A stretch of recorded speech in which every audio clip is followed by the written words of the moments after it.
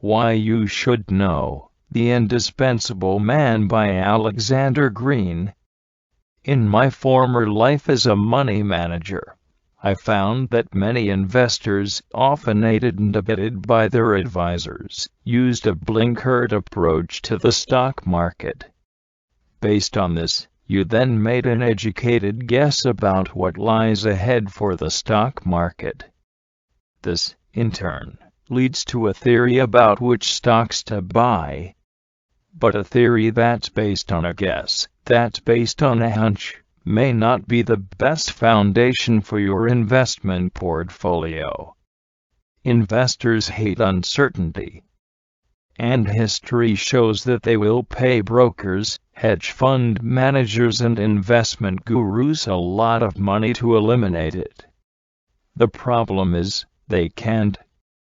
Count yourself a sophisticated investor the day you wake up and say, given that no one can tell me with any certainty what the economy or financial markets will do, how should I run my portfolio?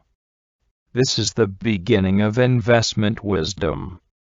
When my publisher, Julia Guth, first heard me describe my market-neutral approach more than a decade ago, she referred to it as the Tao of the Tao.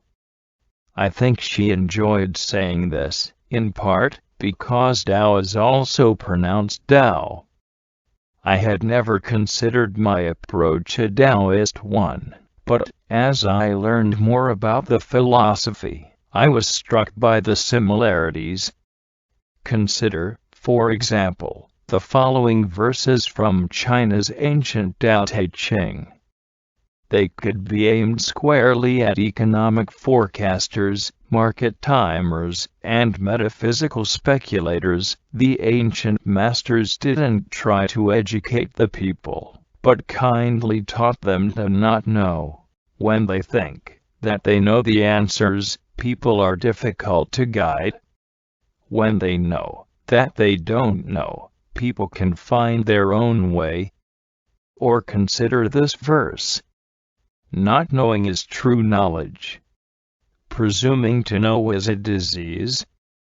First realize that you are sick, then you can move toward health. Or even more simply, those who know don't talk. Those who talk don't know.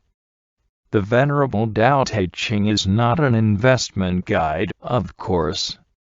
It's a 2,600-year-old collection of 81 brief poems that describe a vision of what our lives would be like if we lived in harmony with the way things are.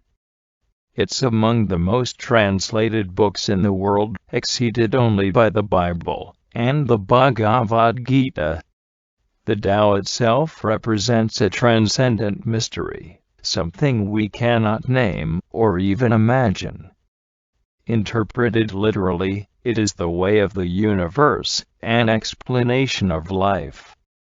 It contains no moral code, however. In fact, the Tao Te Ching is rarely about taking action. More often, it's about the wisdom of inaction, and accepting what you cannot change, be it the state of the economy, the death of a loved one, or the behavior of your adult children.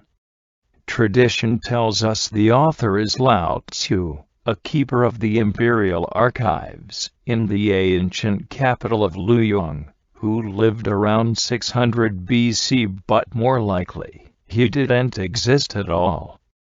Like Homer, Lao Tzu is probably a combination of many ancient sages, and he is a compilation of wisdom that came into being over a great period of time. The words Lao Tzu literally mean old philosopher. Taoist philosophy challenges you to embrace paradoxical thinking. For example, you may believe that an affront requires a forceful response. Lao Tzu encourages you to consider humility instead.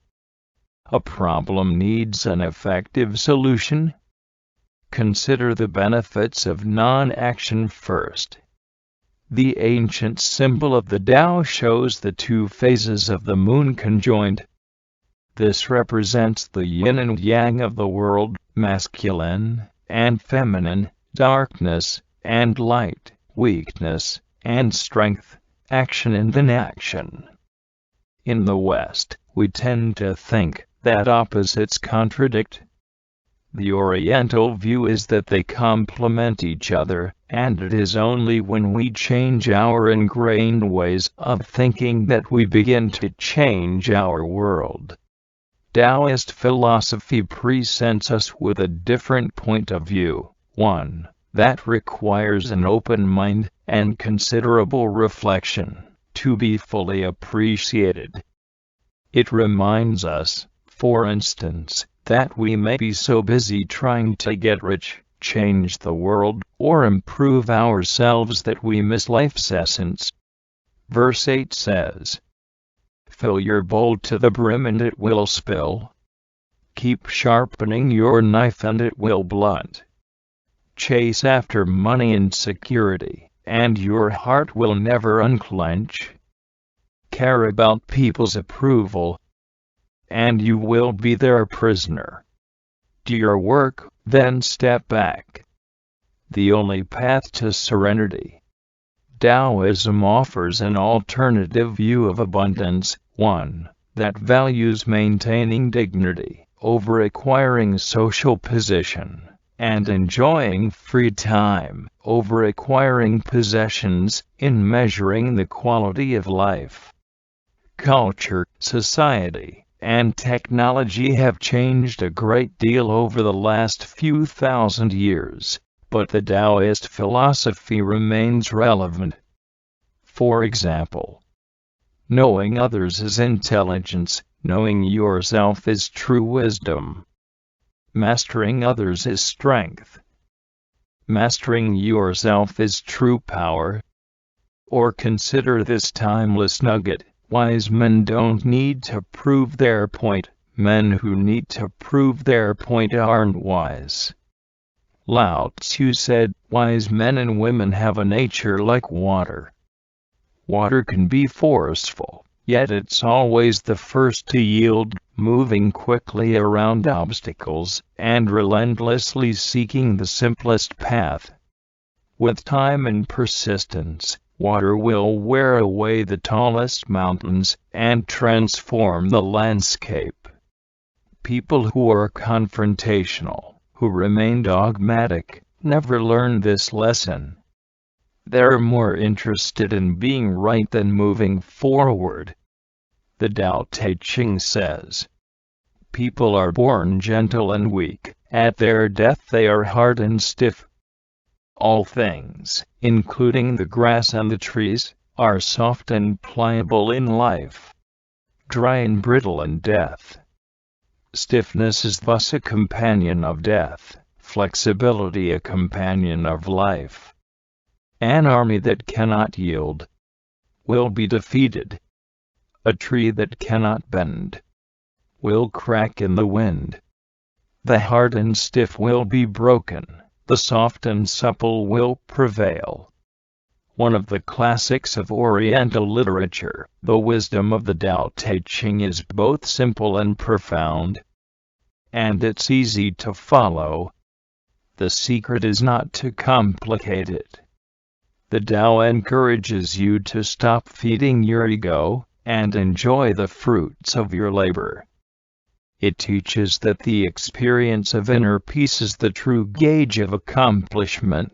The Tao Te Ching deals with many of the most basic human experiences: birth, death, loss, gain, dignity, in the face of challenge, how to judge the character of a person, when to move forward, when to retreat, how to deal with good fortune or ill fate.